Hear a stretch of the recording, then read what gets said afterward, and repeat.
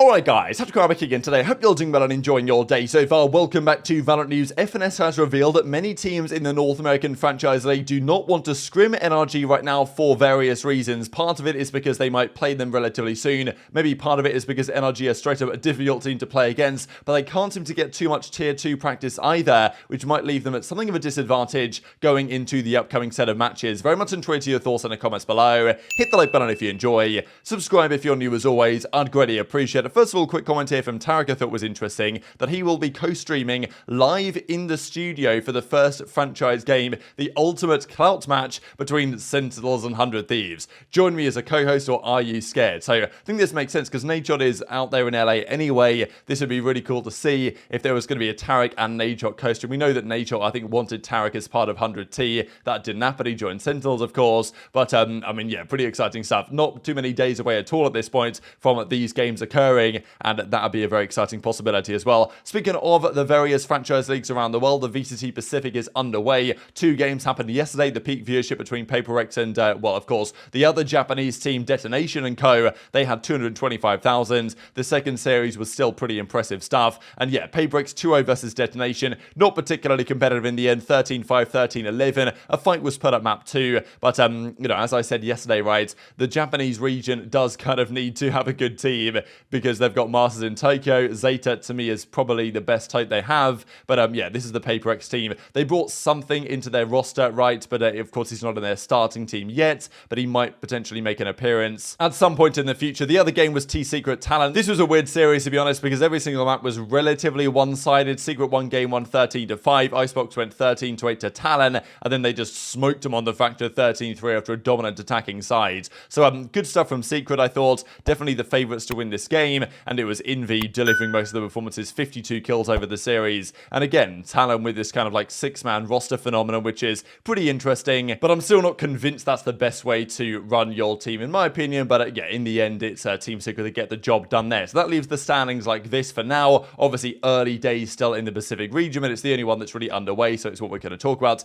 DRX, PaperX, Team Secret, T1. So the teams to win that were expected to win. And it's probably taken reasonable shape here already. But it's just tough looking at all these teams, especially with Zeta there as well. Like, which 3 of these teams are going to qualify for Masters, right? Like, cutting these 10 down to just 3 that are going to qualify for Masters is going to be tough, right? And obviously, we kind of want a Japanese team to be one of them, but it might not happen looking at how this is looking early on. And Zeta having a very poor time and being technically bottom of the league right now after getting blown out by Direct on the very first day of action. Also, big confirmation yesterday that Evil Genius's Stewie is no longer EG Stewie. He's no longer contracted. He's officially a free agent. He's been at parts of you know, many organizations over the years, but as he says, it's been a rough time period away from competing, but I was also able to regather myself, and streaming has been a crucial part of it. A few months ago, Stewie was very committed to his future in VALORANT. That was his intention, and you know, he tried to make it work. It almost did happen, right? Getting into the Challengers League, they almost qualified, but it didn't happen in the end. But of course, streaming and potentially competing in VALORANT seemed to be the way that he was going. But he says that yes, streaming has kept me grounded. I'll keep pushing through. However, during this down period, grinding VALORANT brought back the competitiveness, and I'm ready to compete again in general. So definitely wanting to return to competition. Now, what game is that going to be in? Because there's 2 candidates, one of which is to stay in VALORANT.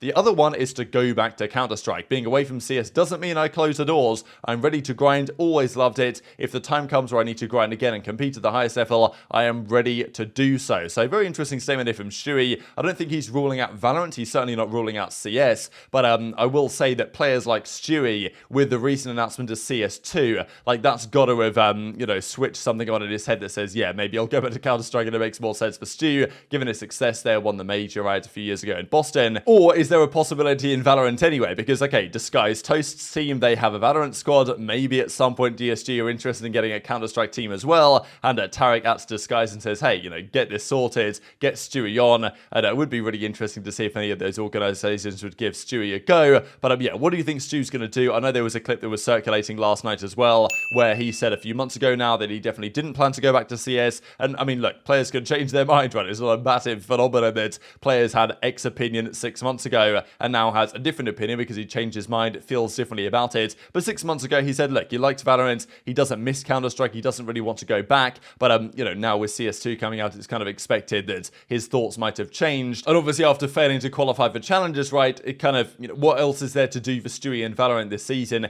unless he can get signed mid-season by a Challengers team, he's not going to get on a pro team, then it might just make sense for him to go back to CS. But intrigued to your thoughts on that one in the comment section below. Speaking of some interesting teams, I did want to mention there was a clip circulating last night of Kaide suggesting that she might well team up with effectively not like a pro team, but team up with a few other streamers to play in VCT Game Changers as an actual like competitive squad, which I thought was really cool stuff. So hopefully that happens, and I'll definitely stay tuned to see if that one develops going anywhere forward. Also, Fnatic though, big story coming out of the last couple of days. I saw this being talked about, and I did wonder whether it was going to actually be the case. But indeed, Alpha. So Alpha is the pronunciation that all the casters say. I've had comments from like viewers from Turkey that have said that their proper pronunciation should be Alpha. So I don't still know about this, because whenever I say Alpha, and I did for some time, because I believe viewers from Turkey were telling me that's how to pronounce it, which may be wrong, that I got roasted, but then when I said Alpha, I got roasted again. So I can't win, unfortunately. I'm not the best at pronouncing names, but even like, you can't win sometimes, you know what I mean? But let's just go with Alpha for now to keep everyone happy. But Fnatic have confirmed that Kamik is coming in instead of Alpha for their game against Giants, because again, visa issues have been returning here. So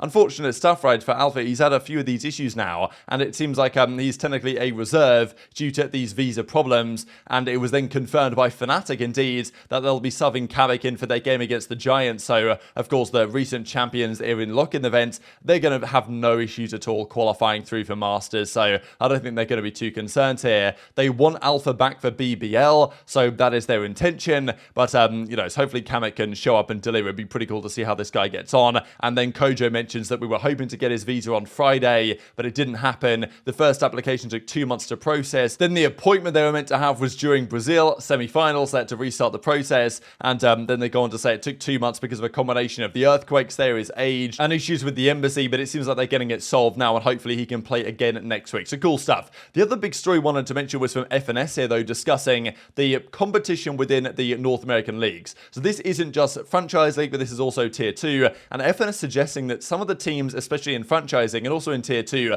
don't really want to play them. So the problem is for these teams right now is that the Tier 2 teams are playing without Gecko, right? They're not playing with Gecko enabled yet in the competitive pool, whereas the Tier 1 teams that start their matches in a few days' time are playing with Gecko. So they want to play with Gecko, but the Tier 2 teams say, no, we're not playing with Gecko, we don't want to practice with it, and therefore they might play them, like G2 might play FNS and co, but they'll say, we're disabling Gecko, so NRG can't practice with it on, which is a bit of an issue. Now, of course, the Tier 2 players also will very soon have to play with Gecko as well, so there might be more practice opportunities. Therefore, though, some of the teams said, hey, okay, let's just scrim against Tier 1 teams. Let's play against others from the Americas League. But, you know, teams in the Americas Leagues don't really want to play against NRG and other teams because they just, well, you don't want to reveal any strats to other teams, especially a team like FNS and NRG. They're going to take a lot away from those matches, and it seems to be pushing teams to effectively refuse to scrim at NRG because they feel like practicing against NRG is only going to give NRG an advantage. Can I ask how long you guys scrim in general? We do 1 hour of server time, and then we scrim.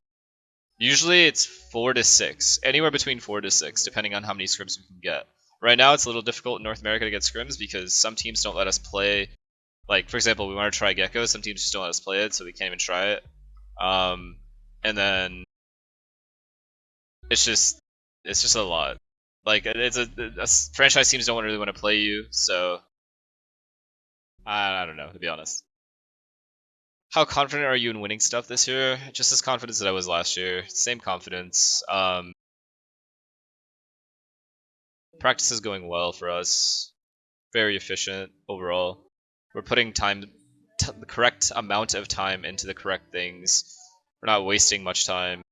We feel like we will be prepared, so I'm just as confident. So this is the thing when you're a good team like NRG, of course, these are the upcoming matches starting soon, that if you are NRG, you know, well, everyone knows you're a very solid team. If you're a Sentinels, if you're 100 Thieves, do you want to scrim NRG when you can allow, well, FNS, and you can allow Chet to review that VOD, to understand everything you brought to the map, and, you know, probably that's one of the worst teams you'd want to scrim because they're going to take a lot away from that matchup, even they play in practice for a couple of times. They're going to look into things closely, they're going to analyze it, and you, if anything, anything, could lose out by practicing against them, because yes, you get to play with Gecko, but you allow NRG to gather some information, which is maybe not optimal either. So it's pretty interesting that he says, yeah, some teams, they don't want to play us right now, and maybe other teams that face the same phenomenon, they probably do, but NRG, you can understand, given how good they are and potentially the best in North America, they are going to have problems with that, even if it's not like fair by standard metrics. So I'd very much enjoy your thoughts in the comments below. Hit the like button if you enjoyed, subscribe if you're new, take care, and I'll see you next time.